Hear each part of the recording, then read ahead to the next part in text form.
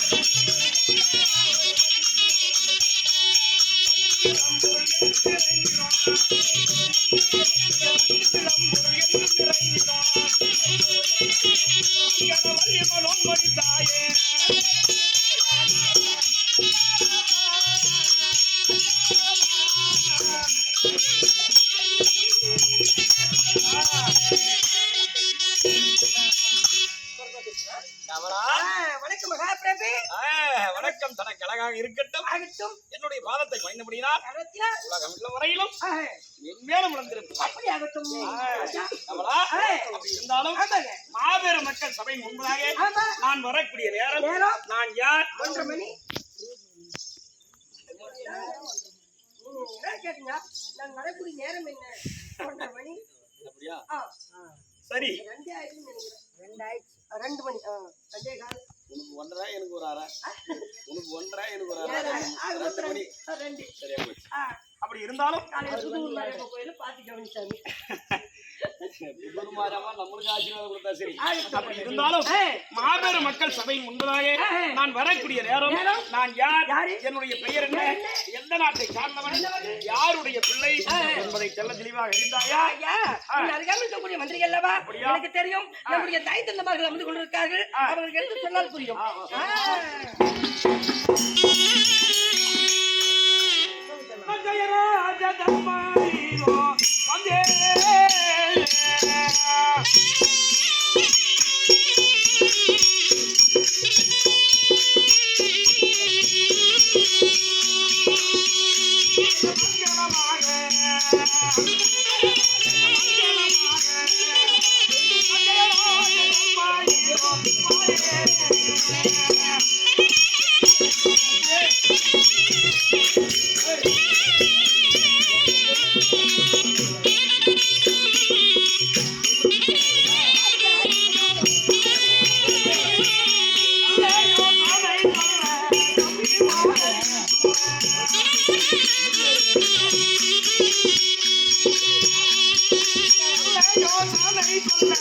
தம்பி மாதர்கள்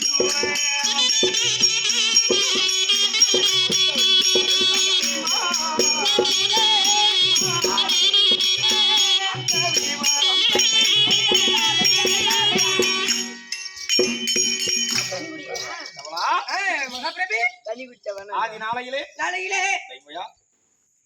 ஆதி நாளையிலே கை போடக்கூடாது கை போடக்கூடாதுன்னாரு அவங்க சொல்லி கொடுக்கறாங்களே நீ தெல்ல தெளிவாக்கறடா ஆதி நாளையிலே பரமனுடைய ஜடாபாரத்திலே இந்த சந்திரமாகப்பட்டது தோன்றி பரமனுடைய ஜடாபாரத்திலே தோன்றி இருக்கக்கூடிய சந்திரகுலமாகப்பட்டது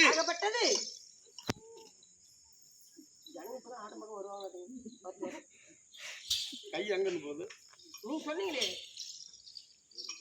பரமனுடைய ஜடாபாரத்திலே இந்த உலகமாகப்பட்டது தங்கி சந்திரனை உற்பனம் செய்து சந்திரன் முதலாக சந்தனு மகாராஜன் வரை 37 தலைமுறையாக இந்த சந்திர குலமாகப்பட்டது நின்று கொண்டு வந்தது. ஆமா, அப்படி 37 தலைமுறையாக நின்று கொண்டு வரக்கூடிய நேரத்தில் சந்தனு மகாராஜனுக்கும் 3 பிள்ளைகள் பிறந்திருக்கிறார்கள். எப்படி குழந்தைகள்? ஆமா, சித்திரவீரியன், விசித்திரவீரியன், காங்கேயன் என்ற 3 புதல்வர்கள். காங்கேயனாகப்பட்டவள் பிற்காலத்தில் தேவவரதன் என்று பெயர் மாற்றி பிற அதற்கும் அடுத்ததாக பீஷ்மாச்சாரி என்ற ஒரு பட்டம் பெயர்த்தது. ஆமா, தேவவரதன் என்று சொன்னால் என்ன தெரியுமா?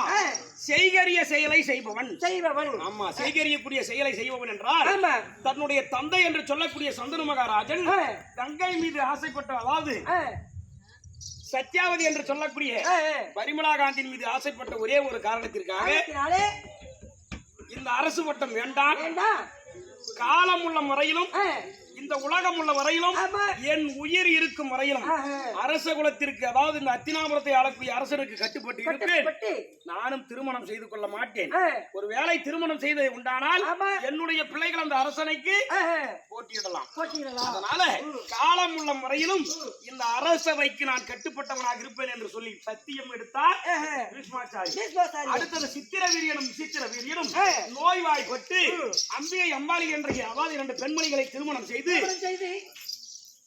மனைவி இடத்திலே சேராமல் முடியாமல் படிக்கு இறந்து போனார்கள். மனைவி இடத்துல சேராமலே இறந்து போனார்கள்.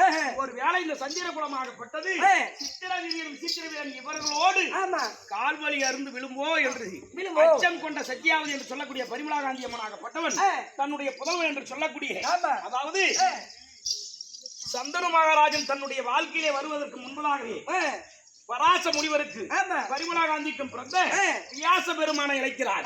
வியாச பெருமானை அழைத்து, ஆனால் மகனே, இந்த சந்திர குலமாகப்பட்டதை நீதான் தலைத்தோங்க செய்ய வேண்டும். அதனால் இந்த அம்பிகை அம்பாலிகை இடத்திலே சேர்ந்து இந்த நாட்டை ஆள்வதற்கு ஒரு ஆண்மகன் வாரிசு வேண்டும். அதனால ஒரு பிள்ளையை பெற்றெடுக்க வேண்டும் என்று சொல்ல, அதன் பிரகாரம் வியாச மாமுனிவராகப்பட்டவர் அம்பிகையோடு சேர்ந்தபடியினால் யார் பிறந்தது தெரியுமா?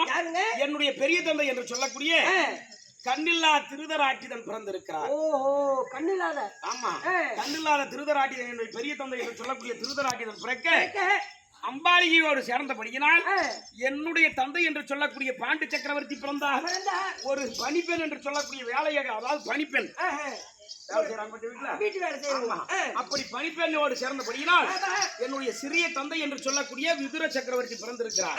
இப்படி மும்மூர்த்தி கடவுளுக்கு நிகரான இந்த பூலோகத்திலே 3 பேர் பிறந்திருக்கிற தருவாயில் இதே நடுவிலே பிறந்திருக்கக்கூடிய பாண்டு சக்கரவர்த்திக்கும் என்னுடைய தாயார் என்று சொல்லக்கூடிய அந்தாரை குந்திக்கும் நான் என்ன யமதர்மனுடைய அம்சத்தினால் பிறந்தபடியினால் என்னுடைய பெயரோ தர்மபுத்திரன் என்பது விளக்கம் இருந்தாயா? ஆமா, நாங்கள் பிறந்தது கானகத்திலே இருந்தோம். கானகத்திலே இருந்து 5 ராஜாக்களாக பிறந்து தர்மன், பீமன், அர்ஜுனனாகவும் என்னுடைய சிறிய தாயார் என்று சொல்லக்கூடிய மந்தாரைக்கு யார் பிறந்தது? நகுல சகாதேவ அவர்கள் பிறந்திருக்கிறார்கள். 5 பஞ்ச பூதங்களாக பிறந்து கானகத்திலே இருந்து நாங்கள் உயிரோடு இருப்பதை அறிந்த யார்? பீஷ்மாச்சாரியும் என்னுடைய தாத்தா பீஷ்மாச்சாரியும் சிறிய தந்தை என்று சொல்லக்கூடிய விதுர சக்கரவர்த்தியும் 2 பேரும் சேர்ந்து பங்குல பிரகாரம் அவர்களுக்கு பாதி நாட்டை கொடுக்க வேண்டும். உடனடியாக எங்களை நாட்டில் கிடைத்தார்கள். இதை பொருட்படுத்தாமல் இந்த துரியராஜனும் தன்னுடைய மாமா என்று சொல்லக்கூடிய சதினுடைய பேச்சை கேட்டு என்ன செய்யலாம் தெரியுமா?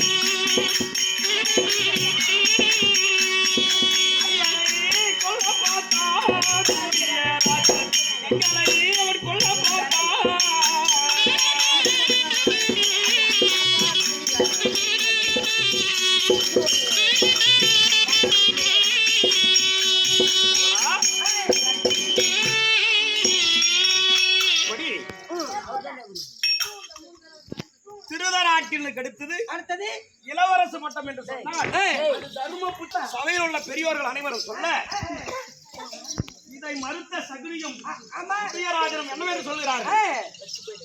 இவர்கள் கானகத்திலே பிறந்தவர்கள், அதனால் இவர்கள் மீது நிச்சயமாக இழுக்கப்பட்டிருக்கிறது. நாட்டை ஆளக்கூடிய தகுதி கிடையாது. அதனால் 7.5 ஆண்டுகள் தீர்த்த யாத்திரை என்று சொல்லக்கூடிய வாரணாவதம் செல்ல வேண்டும்.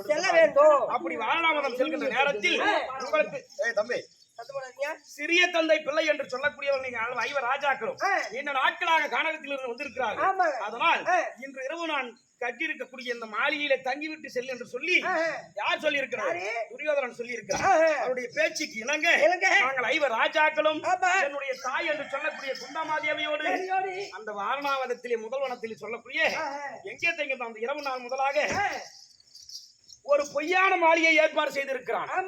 அரக்கு மெழுகு கந்தக உப்பு என்று சொல்லக்கூடிய அதிவிரைவாக தீப்பிடிக்கக்கூடிய பொருட்களை ஒன்றாக சேர்த்து ஒரு பொய்யான மாளிகை ஏற்பாடு செய்திருக்கிறார். அதை தெரியாத ஐவர் ராஜாக்களும் தம்பிதான் துரியோதனன் சொல்லியிருக்கிறார் என்று சொல்லி அந்த இரவு முழுவதாக அந்த அரண்மனையில தங்கியிருக்கும் பொழுது என்னுடைய தம்பி என்று சொல்லக்கூடிய பீமசேனன் ஏதோ சூழ்ச்சி நடக்கிறது என்று சொல்லி அறிந்திருக்கிறார். அதை அந்த நேரத்தில் புரோசனன் என்ற மந்திரியாகப்பட்டவர் எப்படியாவது ஐவர் ராஜாக்களை கொல்வதற்காக இந்த மாளிகைக்கு தீ வைக்க வேண்டும் என்று சொல்லி ஒரே கங்கணம் கட்டி இருக்கிறார். அந்த நேரத்தில் என்னுடைய தம்பி பார்த்தான். அந்த மந்திரியை அழித்து விட்டு வரக்கூடிய மந்திரி அனைவரையும் வெற்றி சாய்த்து விட்டு அவனே அந்த அரக்கு மாளிகைக்கு தீ வைத்து விட்டு எங்களையும் கொண்டு எங்கே சென்றான்? இடும்பாவனம் சென்றோம். இடும்பாவனம் சென்று இடுமனை மடித்தோம். இடும்பியை என்னுடைய தம்பி என்று சொல்லக்கூடிய பீமசேனனுக்கு மனம் முடித்தோம். அங்கிருந்து பாஞ்சால தேசம் சென்று வளையாத வில்வளைத்து என்னுடைய தம்பி என்று சொல்லக்கூடிய யார்? அர்ஜுன மகாராஜன்